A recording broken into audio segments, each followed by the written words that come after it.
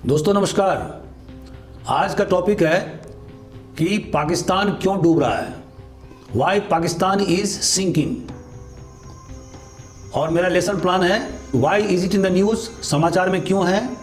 दूसरा, economic crisis in Pakistan, उसके क्या परिदृश्य हैं। तीसरा, पाकिस्तान अंडर डेट ट्रैप, मतलब कर्ज के जाल में पाकिस्तान कैसे फंस गया है। What step government is trying to get out of the economic crisis, सरकार ने क्या क्या कदम उठाए ताकि वो आर्थिक विपत्तियों से बाहर निकल सके। और उसके बाद suggestions, what are the suggestions to recover from the present economic crisis. तो बहुत सारे सजेशंस भी मैंने दिए हैं, उसके बारे में भी मैं चर्चा करूंगा। तो दोस्तों, जैसा कि आप अखबारों में पढ़ते होंगे, टीवी में देखते होंगे, विभिन्न यूट्यूब चैनल पर अक्सर पाकिस्तान की आर्थिक स्थिति के बारे में दिखाया जाता है। तो अभी हाल में पाकिस्तान के वित्त मंत्री इसाक डार ने कहा कि पाकिस्तान अल्लाह के जिम्मे में है। मतलब पाकिस्तान अल्लाह के नाम पर बनाया गया था और पाकिस्तान का प्रॉस्पेरिटी भी अल्लाह ही करेगा। और इस स्टेटमेंट का जबरदस्त विरोधी दलों ने विरोध किया, उन्हें आर्थिक मामले में नवसिखुआ बताया। लेकिन वित्त मंत्री ने कहा कि पाकिस्तान जो इस हालत में अभी पहुंच गया है, उसके लिए इमरान सरकार उत्तरदायी है।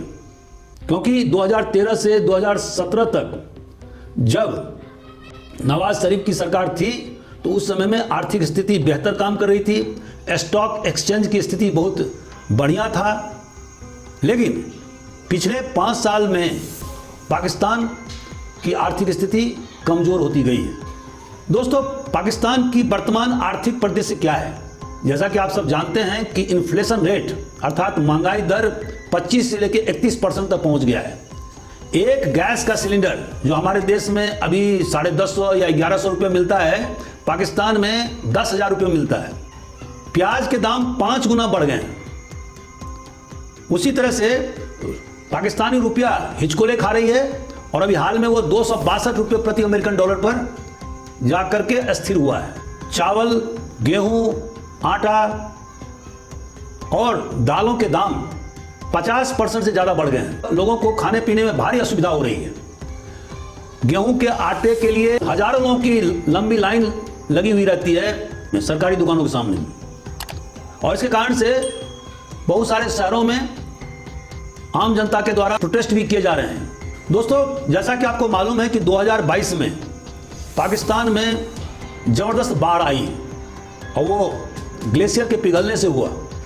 और वैज्ञानिकों का मत है क्लाइमेट चेंज के कारण से ग्लेशियर पिघला और उसके कारण से जबरदस्त बाढ़ आई, जिसमें पाकिस्तान का 1/3 भाग डूब गया। हजारों लोग बेघर-बार हो गए। पाकिस्तानी सरकार ने विभिन्न देशों से एड के लिए, लोन के लिए गुहार लगाई है और उन्होंने रिक्वेस्ट किया है कि कम से कम 30 बिलियन अमेरिकन डॉलर की आवश्यकता होगी ताकि रिहैबिलिटेशन का काम किया जा सके।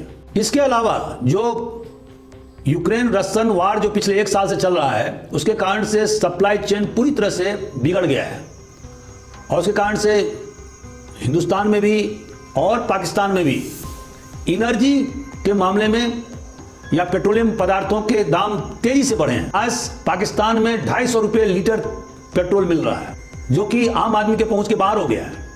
पाकिस्तानी सरकार की कोशिश है कि किसी तरह से इंटरनेशनल मॉनेटरी फंड माने IMF से जो उसे 2019 में 6 बिलियन अमेरिकन डॉलर मिले थे, उसमें से 1.18 बिलियन अमेरिकन डॉलर जो अभी IMF को देना है उसे प्राप्त किया जाए। लेकिन इसी के साथ में IMF ने बहुत सारे कंडीशंस पाकिस्तान पर अधिरोपित कर दिए हैं। और कंडीशन है, पहला कि बिजली बिल पर जो सब्सिडीज दिए जा रहे हैं आम जनता को, उसमें कटौती किया जाए। कुकिंग गैस के जो प्राइसेस हैं उसे इंटरनेशनल मार्केट से लिंक किया जाए। मतलब उस पर भी सब्सिडी नहीं दिया जाए। और इसी कारण से हम देख रहे हैं कि 10,000 रुपया में एक सिलेंडर अब पाकिस्तान में मिलता है। और इसके अलावा IMF की कंडीशन है कि डॉलर को फ्री फ्लोटिंग किया जाए। और इसी के तहत में हमने देखा कि पिछले सप्ताह $1 का मूल्य पाकिस्तानी रुपये के हिसाब से 272 274 हो गया था, जो बाद में धीरे धीरे कम होकर के 262 पाकिस्तानी प्रति डॉलर पर जाकर के स्थिर हुआ है। दोस्तों, पाकिस्तान को बहुत सारे लोन का रीपेमेंट भी करना है आगामी 3 महीनों में। और अगर पाकिस्तान को IMF से अगर फंड नहीं मिलता है तो ऐसी स्थिति में बैलेंस ऑफ पेमेंट में जबरदस्त तरीके से क्राइसिस उत्पन्न हो सकता है और पाकिस्तान रीपेमेंट के स्थिति में नहीं रह पाएगा और डिफॉल्ट होने की शंका हो जाएगी, जो कि बहुत बड़ी त्रासदी होगी। दोस्तों, अभी जो वर्तमान में पाकिस्तान का जो डेट है और जिस कर्ज के जाल में वो फंस गया है, उससे उसका निकलना बहुत जरूरी है। और जिस तरह से पाकिस्तान पिछले 25-30 सालों से हमेशा IMF से और विभिन्न इंटरनेशनल एजेंसी से लोन लेता रहा है, उसके कारण से कर्ज का बोझ उस पर बढ़ गया है। आपको मालूम होगा कि चाइना सबसे बड़ा कर्जदार है पाकिस्तान का, और जितने भी कर्ज पाकिस्तान ने लिए हैं उसका 1/3 भाग चाइना से लिया हुआ है। और चाइना का भी जबरदस्त रूप से दबाव पाकिस्तान पर चल रहा है। विश्लेषकों का मानना है कि पाकिस्तान को 26 बिलियन अमेरिकन डॉलर की जरूरत है ताकि वह कर्ज का चुकारा कर सके। आगामी 3 महीने में पाकिस्तान को 8.3 बिलियन अमेरिकन डॉलर का भुगतान विभिन्न देशों को और इंटरनेशनल एजेंसीज को करना है। दोस्तों, जैसा कि आप जानते हैं कि पाकिस्तान का वार्षिक इंपोर्ट 90 बिलियन अमेरिकन डॉलर है और एक्सपोर्ट मात्र 30 बिलियन अमेरिकन डॉलर है। लेकिन जो 90 लाख पाकिस्तानी विदेशों में रह रहे हैं, उनके द्वारा लगभग 30 बिलियन अमेरिकन डॉलर रेमिटेंसेस के रूप में पाकिस्तान को आता है। इस तरह से 60 अरब डॉलर की भरपाई तो होती है, लेकिन हमेशा current account deficit 30 billion dollar का रहता है। और यही पाकिस्तान का सबसे बड़ा प्रॉब्लम है। चूंकि पाकिस्तान में आंतरिक हालात ठीक नहीं रहे हैं, अक्सर वहां धमाके होते रहते हैं। अभी हाल में पेशावर में धमाका हुआ जिसमें कि 50 लोग मारे गए हैं, 150 से ज्यादा लोग घायल हुए हैं। ऐसी स्थिति में फॉरेन डायरेक्ट इन्वेस्टमेंट तो हो ही नहीं सकता। या तो आप एक्सपोर्ट करेंगे तो आपको डॉलर मिलेगा, या कोई बाहरी देश फॉरेन डायरेक्ट इन्वेस्टमेंट करेगा तो डॉलर मिलेगा। पाकिस्तान में फॉरेन डायरेक्ट इन्वेस्टमेंट की भारी कमी परिलक्षित हो रही है। रेमिटेंसेस के रूप में भी पाकिस्तान को 30 अरब डॉलर प्रति साल मिलते हैं, लेकिन पिछले साल उसमें 17% की कमी आई है। उसी तरह से फॉरेन डायरेक्ट इन्वेस्टमेंट में भी लगभग 19% की कमी आई है। और यही सब वजह है जिसके कारण से पाकिस्तान को बैलेंस ऑफ पेमेंट के मामले में काफी दिक्कतों का सामना करना पड़ रहा है और वह लोन रिपेमेंट नहीं कर पा रहा है। और इसीलिए वह बार बार IMF से गुहार लगाता है कि ताकि उसे 1.18 बिलियन अमेरिकन डॉलर तत्काल सहायता या लोन के रूप में उसे मिले। पिछले दिनों 9,000 से ज्यादा शिपिंग कंटेनर कराची के बंदरगाह पर रुके हुए हैं और पाकिस्तान के बैंक उन्हें एश्योर नहीं कर पा रहे हैं कि उन्हें डॉलर में भुगतान किया जाएगा, क्योंकि पाकिस्तान के पास में डॉलर है ही नहीं और इसीलिए काफी दिनों से वहां पर रुके हुए हैं। खाने पीने के सामानों में भारी कमी महसूस की जा रही है। लगभग 25 से 31% तक इन्फ्लेशन रेट हो गया है। लोगों का जीना दूभर हो गया है। दाने दाने के लिए लोग मोहताज हो गए। दोस्तों, जैसा कि आप जानते हैं कि जब पाकिस्तान बना था 1947 में, तो हिंदुस्तान का ग्रेनरी पश्चिमी पाकिस्तान में चला गया और हिंदुस्तान में फूड शॉर्टेज जबरदस्त रूप से व्याप्त हो गया था। 1960 के दशक में हिंदुस्तान ने हरित क्रांति के द्वारा एक फूड सफिशिएंट इकोनॉमी में अपने आप को तब्दील किया, लेकिन पाकिस्तान में ऐसा हो नहीं पाया। जबकि पाकिस्तान में जितना इरिगेटेड लैंड है वह रसा से भी ज्यादा है और मुगलों के समय में, सल्तनत के समय में और अंग्रेजों के समय में नहरों के जाल बिछाए हुए हैं, लेकिन उसका सम्यक रूप से उन नहरों का देखभाल नहीं करना, आधुनिक ढंग से खेती नहीं करने के कारण से और बिल्डरों के द्वारा खेती योग्य भूमि को आवासीय भूमि में तब्दील करने के कारण से पाकिस्तान आज फूड डेफिशिएंट इकोनॉमी के रूप में तब्दील हो गया है। दोस्तों, पाकिस्तानी सरकार ने आखिर क्या क्या प्रयास किए हैं?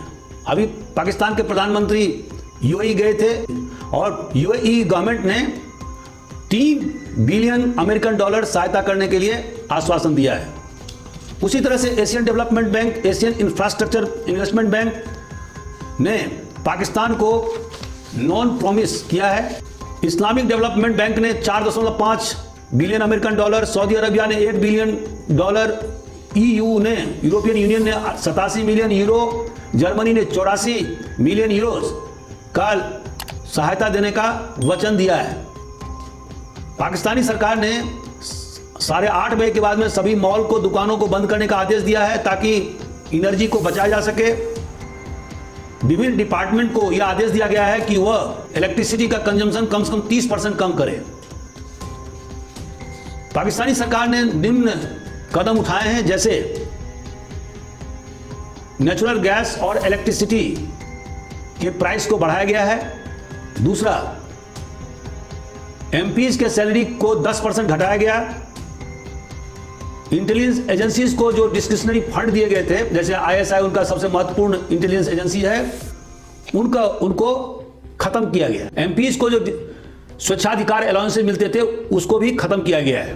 पेट्रोल के इस्तेमाल में या खपत में 30% की कमी की गई है। इसके अलावा फॉरेन विजिट्स पर पाबंदी लगा दी गई है। विभिन्न प्रकार के जो अलाउंसेस सैलरी के साथ कर्मचारियों को मिलते थे उसे बंद कर दिया गया है। Ban on the luxury items, जैसे कि महंगे कार, उस पर भी इंपोर्ट करने पर पाबंदी लगा दी गई है। पाकिस्तान सरकार की कोशिश है कि आगामी 4-5 महीने में कम से कम 10 बिलियन अमेरिकन डॉलर सहायता या लोन विभिन्न देशों से या इंटरनेशनल एजेंसी से प्राप्त किया जा सके, ताकि आने वाले दिनों में बैलेंस ऑफ पेमेंट की दिक्कत नहीं हो। दोस्तों, ये सभी जो स्टेप्स पाकिस्तानी सरकार ने लिया है वो तत्कालिक स्टेप है, कदम है, लेकिन जो महत्वपूर्ण बात है वो यह है कि किस प्रकार से पाकिस्तान अपनी इकोनॉमी को दुरुस्त करेगा। तो मैं यहाँ पर कुछ सुझाव दे रहा हूँ। पहला, कि आज़ादी के शुरुआती दौर से ही पाकिस्तान ने हिंदुस्तान के साथ में एक हॉस्टिलिटी का एटीट्यूड रखा, कश्मीर के मामले में और दीगर मामले में, तो उसे इस पॉलिसी को खत्म करना पड़ेगा। पैरिटी विथ इंडिया, माने हिंदुस्तान सरकार के साथ बराबरी करने का जो उसका पॉलिसी है उसे खत्म करना हो, क्योंकि सब जानते हैं कि पाकिस्तान की इकोनॉमी से हिंदुस्तान की इकोनॉमी अब 11 गुना ज्यादा ताकतवर है। दोस्तों, पाकिस्तान की आर्मी वर्ल्ड की 6ठी सबसे बड़ी आर्मी है और वह एक न्यूक्लियर पावर भी है। और इतना ही नहीं, पाकिस्तान की आर्मी ट्रेड और कॉमर्स में भी अपने आप को इंगेज रखे हुए है। महत्वपूर्ण जो जमीन है, प्लॉट है, उस पर भी उनका कब्जा है। इससे छुटकारा प्राप्त करना होगा और जो मिलिट्री एक्सपेंडिचर को कम करना होगा। पाकिस्तान को अपने कश्मीर पॉलिसी को समाप्त करना होगा और जो टेररिस्ट जो हिंदुस्तान में अक्सर उसके द्वारा नॉन स्टेट एक्टर के रूप में पिछले 30 साल से भेजे जा रहे हैं, उसे बंद करना होगा। पाकिस्तान को इंडिया के साथ में ट्रेड रिलेशन स्थापित करना होगा और सब जानते हैं कि जब भी पाकिस्तान का इंडिया के साथ में ट्रेड रिलेशन स्थापित होता है तो पाकिस्तान के जीडीपी में 1 से 2% का इजाफा होता है। दूसरी बात यह है कि अगर पाकिस्तान हिंदुस्तान को ट्रांजिट रूट प्रदान करता है, जिसे हिंदुस्तान के माल अफगानिस्तान और सेंट्रल एशिया जाते हैं, तो इससे दोनों देशों को फायदा होगा और पाकिस्तान को करोड़ों रुपए ट्रांजिट फीस के रूप में प्राप्त हो सकते हैं। पाकिस्तान को अपनी फॉरेन पॉलिसी में भी तब्दील करना होगा और बहुत ज़्यादा जो वह चाइना पर डिपेंडेंट है उसमें उसको कम ही करना होगा। उसे यह दिखाना होगा कि वह चाइना और यूएसए के साथ में बराबर के स्तर पर संबंध स्थापित किए हुए, ताकि वह यूएसए को एनवाय या नाराज नहीं कर सके। दोस्तों, आज़ादी के बाद से ही हिंदुस्तान ने लैंड रिफॉर्म किया और यहाँ पर जमींदारी सिस्टम को समाप्त किया, लेकिन पाकिस्तान में यह नहीं किया जा सका और अभी भी जमींदार और सामंती लोग वहाँ पर सत्ता सूत्र को संभाले हुए हैं। एक एक जमींदार के पास में अभी भी 500 एकड़ जमीन से ज़्यादा के वो मालिक हैं, जबकि 80 से 85% लोग बिना जमीन के हैं, माने भूमिहीन हैं। पाकिस्तान में अभी भी 35% लोग गरीबी रेखा के नीचे रह रहे हैं और जो अन्य जो 35% हैं वो भी मुश्किल से अपना जीवन यापन कर रहे हैं। इस तरह से पाकिस्तान की 70% आबादी गरीबी में रह रही हैं। मात्र 30 ऐसे परिवार हैं जो कि पूरी तरह से सत्ता पर काबिज है और उनके द्वारा लाखों करोड़ों रुपए कमाए जाते हैं। कुछ वेल्थ देश में रखे जाते हैं और अधिकांश धन विदेशी बैंकों में उनके द्वारा वर्षों से जमा किया जाता रहा है। उनके बच्चे विदेश में पढ़ते हैं। ये जो महत्वपूर्ण जो फैमिलीज हैं उनको पूरी तरह से उनकी प्रॉपर्टी को राजसात करना होगा, कन्फिस्केट करना होगा। विदेशों में जो काला धन उनके द्वारा जमा किया गया उसको वापस लाना पड़ेगा। लैंड रिफॉर्म करने होंगे, लैंड डिस्ट्रीब्यूट करना होगा आम जनता को, डेमोक्रेटिक इंस्टीट्यूशन को मजबूत करना होगा, एक्सपोर्ट्स पर ध्यान देना होगा, इंपोर्ट को कम करना होगा। इसके लिए जरूरी है कि पाकिस्तान सरकार टेक्सटाइल इंडस्ट्री पर ध्यान दे। सीमेंट, आयरन और स्टील, इन इंडस्ट्रीज पर विशेष रूप से ध्यान देने की आवश्यकता है ताकि पाकिस्तान का एक्सपोर्ट ज्यादा हो और इंपोर्ट कम हो, ताकि जो करंट अकाउंट डिफिसिट है जिसमें कि आज की तारीख में लगभग 30 अरब डॉलर प्रतिवर्ष का गैप रहता है, उसको पाटा जा सके। दोस्तों, पाकिस्तान में मुल्ला मौलवियों का बहुत जबरदस्त प्रभाव है और लगभग 30,000 मदरसे वहां चल रहे हैं और उसमें इस्लामिक थियोलॉजी के बारे में पढ़ाई कराई जाती है और वहां के यूथ रेडिकलाइज होते रहते हैं। साइंस और टेक्नोलॉजी पर विशेष ध्यान न देते हुए रिलीजन, धर्म और धर्म आधारित विषयों पर विशेष रूप से ध्यान दिया जाता है, तो उसमें कमी करने की आवश्यकता है। पाकिस्तान में 6 प्रकार के स्कूल ऑपरेट कर रहे हैं जिसके कि अलग अलग करिकुलम है। इसमें भी रिफॉर्म करने की सख्त जरूरत है ताकि एक प्रकार का एजुकेशन पूरे पाकिस्तान में लागू हो सके। तो दोस्तों, मैंने बहुत सारे अभी सजेशंस दिए हैं और उन सजेशन पर अगर अमल किया जाएगा तो निश्चित रूप से पाकिस्तान का लॉन्ग टर्म में भला होगा और इससे हिंदुस्तान और पाकिस्तान और साउथ एशिया की इकोनॉमी भी जबरदस्त रूप से या द्रुत गति से बढ़ेगी। तो आज का हमारा वीडियो कैसा रहा इस पर आप अपनी टिप से जरूर अंकित करें। Thank you very much.